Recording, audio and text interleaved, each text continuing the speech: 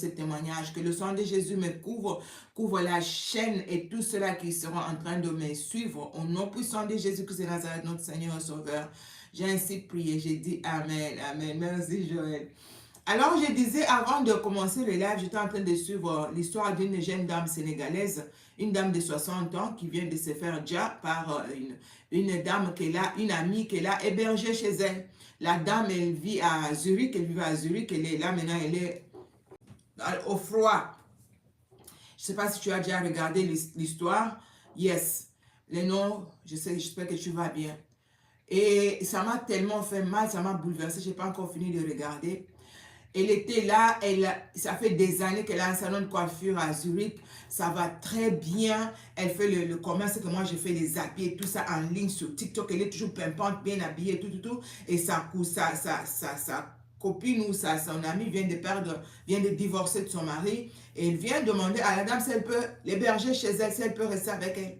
La dame dit oui, pas de souci. Je ne sais pas comment ils se sont entendus au début là. Je ne sais pas. Et la dame dit quand elle est venue, et elle se rend maintenant compte que l'autre, elle est toute la journée au téléphone, des affaires, 2000 ici, 3000, elle vend des bassins qui coûtent cher, des dentelles qui coûtent cher. Elle se fait vraiment de l'argent. Bonsoir. Et là, elle se rend compte qu'elle commence à devenir jalouse. Et son ami lui dit, ah, on est à la fin du mois, c'était entendu, elle louait une chambre, tu me payes 500 $. Elle sort depuis le matin, elle va au boulot, elle revient le soir.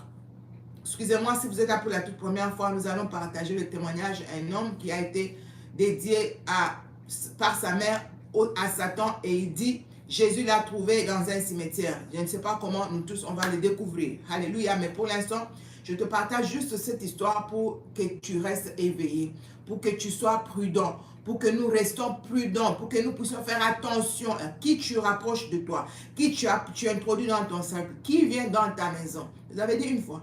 Des fois, il faut aider les gens de là où ils sont.